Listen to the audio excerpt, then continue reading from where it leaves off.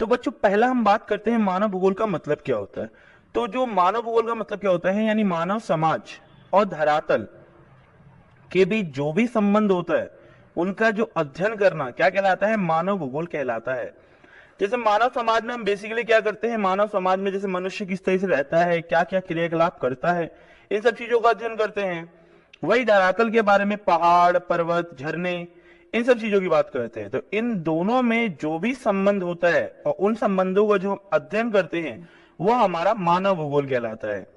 और जो मानव भूगोल है उसके जो जनक है वो फ्रेडरिक रेडजल है। कौन है बच्चों? फ्रेडरिक रेडजल को क्या माना जाता है, आधुनिक मानव भूगोल का जनक माना जाता है।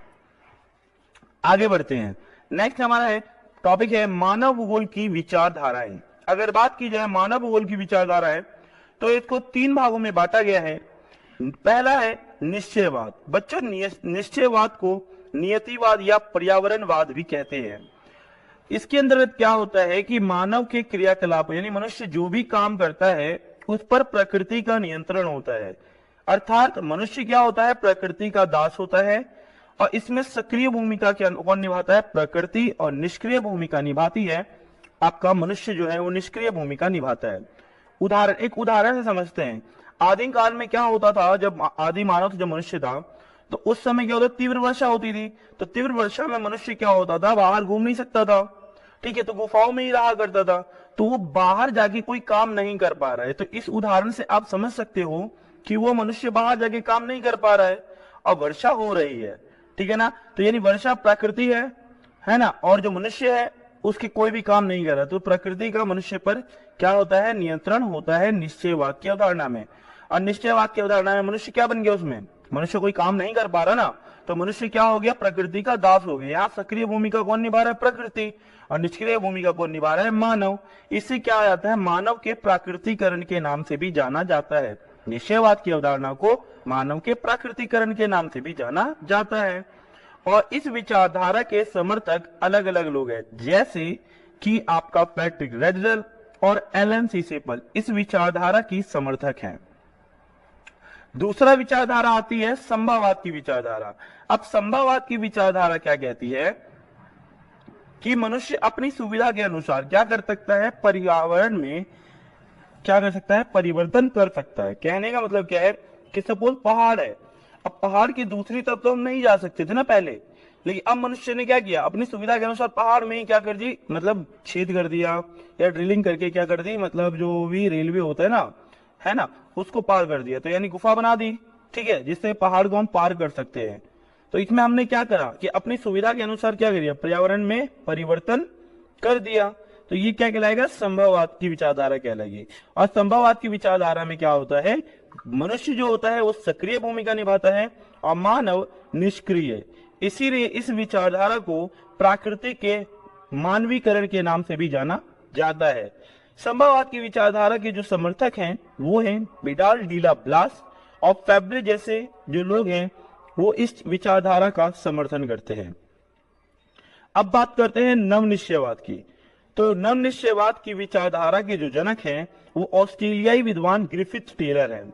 अब नवनिश्चयवाद विचारधारा कहता क्या है, ये क्या करता है, संभववाद और निश्चयवाद दोनों के मध्य का रास्ता प्रस्तुत करता है। और ये बताता है कि ना ही प्रकृति ही सब कुछ है और ना ही मानव। क्या बताता है, ना ही प्रकृति ही सब कुछ है और ना ही मानव, ठीक है ना। और इसे रुको और जाओ के नाम से भी जाना जाता है। कहने का मतलब क्या है कि हमें विकास लगातार नहीं करना चाहिए, हमें रुक रुक के विकास करना चाहिए, ताकि प्रकृति भी क्या कर सके, अपने आप को और ज्यादा बेहतर कर सके, उसे समय मिल सके, ठीक है। तो निश्चयवाद के, तो नवनिश्चयवाद की अवधारणा में क्या होता है, इसे रुको और जाओ के नाम से भी जाना जाता है, ठीक है। नेक्स्ट हमारा जो टॉपिक है, नेक्स्ट टॉपिक है हमारा मानव प्रयासों की छाप प्रकृति पर स्पष्ट नजर आती है। तो आप सभी को पता है कि मानव जो भी काम करता है तो प्रकृति पर उसकी छाप दिखाई देती है। अगर मैं उदाहरण की बात करूं, तरंगित ढालों पे क्या होती है, सीढ़ी नुमा कृषि की जाती है।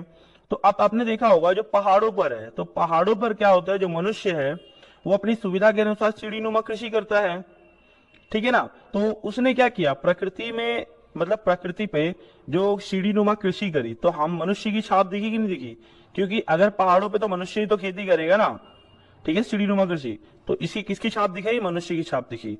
दूसरा है मानव निर्मित उपग्रहों को अंतरिक्ष में भेजना, मतलब मनुष्य द्वारा बनाए गए जितने भी सैटेलाइट्स है वो अंतरिक्ष में गए हैं। तो अंतरिक्ष में भेजा किसने है? मनुष्य ने। अंतरिक्ष एक प्राकृतिक था और हमने क्या उसे भेज दिया, तो प्रकृति पर क्या दिख रही है? मनुष्य की छाप दिखाई दे रही है। और इसके साथ साथ भूमि पर सड़क हो गया, कृषि हो गया और रेलवे का निर्माण करना, ये सभी चीजें हमें क्या दर्शाती हैं? मानव प्रयासों की छाप प्रकृति पर नजर आती है, इस चीज को स्पष्ट करती हैं। इसके साथ साथ अंडरपास, वे और समुद्र पार जल मार्गों का निर्माण करना, ठीक है ना। तो ये सारी चीजें हमें क्या दर्शाती हैं? मानव प्रयासों की छाप प्रकृति पर स्पष्ट रूप से नजर आ रही है, इस बात को क्या करती है? सिद्ध करती है। नेक्स्ट हमारा टॉपिक आता है प्रकृति अवसर प्रदान करती है। आप सभी को पता है कि हमें प्रकृति क्या देती है? अवसर देती है, और मानव क्या करता है? उन अवसरों का प्रयोग करके प्रौद्योगिकी अर्थात टेक्नोलॉजी का क्या करता है? विकास करता है। अब जैसे हमने क्या किया, जैसे आदि मानव ने क्या किया होगा? 2 पत्थर को लिया होगा, तो पत्थर तो प्रकृति है ना। तो उन 2 पत्थरों को लिया और पत्थरों को आपस में घिसा, जिससे क्या हुआ? ऊष्मा उत्पन्न हुई, और ऊष्मा से किससे खोज हुई? आग की। तो मनुष्य ने पहले प्रकृति के नियम को समझा कि अगर हम 2 पत्थरों को आपस में घिसेंगे तो इससे ऊष्मा उत्पन्न होगा, जिससे आग की खोज होगी, जिससे आग उत्पन्न होगी। तो मनुष्य ने इससे पहले क्या किया? प्रकृति के नियम को समझा, ठीक है ना। इसके साथ एक और होता है, जैसे अब क्या हुआ कि वैज्ञानिकों ने या डॉक्टरों ने विभिन्न प्रकार के डीएनए, आप सही होता है, डीएनए की खोज हुई। तो डीएनए की खोज से क्या हुआ? अनेक अनुवांशिक बीमारियों पर क्या पाया गया? विजय पाई गई। इसका मतलब क्या है? आप सभी को पता है जितने भी वायरसेस होते हैं, ठीक है, उनको सबसे पहले हम जानने के लिए सबसे पहले क्या पता करेंगे? हम ब्लड पे जाएंगे, यानी डीएनए से ही तो हम पता करेंगे ना। ठीक, तो और तो फिर क्या होता है? हाँ, तो डीएनए की खोज से क्या हुआ? अनेक बीमारियों पर क्या पाई गई? विजय पाई गई। इसके साथ साथ मनुष्य ने वायु के नियम को समझा कि मतलब समताप मंडल या क्षोभ मंडल, इन सब चीजों के बारे में समझा कि समताप मंडल किसमें पाया जाता है और किसमें हम लोग हवाई जहाज चला सकते। तो पहले मनुष्य ने क्या किया? वायु की गति के नियम को समझा कि वायु गति किस तरीके से करती है, और फिर इस तरीके से किसका निर्माण कर दिया? वायुयान का निर्माण कर दिया। तो यहां मनुष्य ने क्या किया? प्रकृति के नियम को समझा। अब बात करते हैं मानव भूगोल के अध्ययन क्षेत्र, अर्थात मानव भूगोल में हम किन किन चीजों का अध्ययन करते हैं। तो बच्चों, मानव भूगोल में हम विभिन्न प्रकार की संस्कृतियों का अध्ययन करते हैं। यानी आपको पता है कि अगर केवल भारत ही देखा जाए तो भारत में अलग अलग संस्कृति के लोग हैं, अलग अलग धर्म के लोग हैं। तो अलग अलग संस्कृति और धर्मों का अध्ययन करना सांस्कृतिक भूगोल कहलाता है। नेक्स्ट आता है सामाजिक भूगोल। आप सभी को पता होगा जो मनुष्य है वो एक सामाजिक प्राणी है और समाज में ही वो रहना ज्यादा पसंद किया करता है। तो इन चीजों के अध्ययन को हम लोग क्या कहते हैं? सामाजिक भूगोल कहते हैं। नेक्स्ट आता है बच्चों नगरीय भूगोल। नगरीय हम आगे जाके इस चैप्टर में, हम इस बुक में आगे जाके पढ़ेंगे नगरों के प्रकार, जैसे सन नगर होते हैं और भी बहुत सारे नगर होते हैं। तो इन नगरों का अध्ययन करना नगरीय भूगोल कहलाता है। फिर आता है जनसंख्या भूगोल। कहीं जनसंख्या ज्यादा है, कहीं जनसंख्या कम है, कहीं जनसंख्या बहुत ही कम है। तो इन चीजों का अध्ययन हम किसमें करते हैं? जनसंख्या भूगोल में करते हैं। एक आता है राजनीतिक भूगोल। राजनीतिक भूगोल का मतलब क्या होता है कि जहां किन क्षेत्रों में राजनीतिक गतिविधियां ज्यादा होती हैं और क्यों होती हैं राजनीतिक गतिविधियां। जैसे अगर बात की है दिल्ली, तो दिल्ली में आपको पता है दिल्ली हो गई, चंडीगढ़ हो गया, ये सारे के सारे राजनीतिक भूगोल के क्षेत्र है। नेक्स्ट आता है आवासीय भूगोल, यानी मनुष्य किन किन क्षेत्रों में निवास कर सकता है। इन सब चीजों का अध्ययन हम किसमें करते हैं? आवासीय भूगोल में करते हैं। और आता है आर्थिक भूगोल। आर्थिक भूगोल में हम लोग क्या करते हैं? मनुष्य ऐसे कौन कौन से क्रियाकलाप करता है जिससे वो आय प्राप्त कर सकता है। जैसे हम लोग प्राथमिक, द्वितीयक, तृतीयक, आपने पढ़ा ही होगा इस चीज को 10th क्लास में या 11th में पढ़ा होगा कि प्राथमिक क्रियाकलाप, द्वितीय क्रियाकलाप, तृतीय क्रियाकलाप।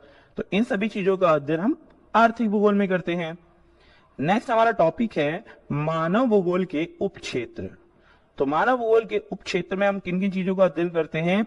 जिसमें व्यवहारवादी भूगोल, यानी मनुष्य किस प्रकार से व्यवहार करता है, इन सब चीजों का व्यवहारवादी भूगोल। और सामाजिक कल्याण भूगोल, यानी समाज का किस प्रकार से कल्याण किया जा सकता है।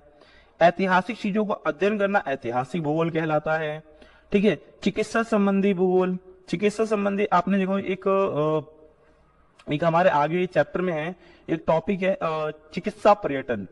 ठीक है ना। जब मनुष्य को क्या होता है कि चिकित्सा के साथ साथ पर्यटन की सुविधा भी उपलब्ध हो जाती है तो उसे चिकित्सा भूगोल कहते हैं।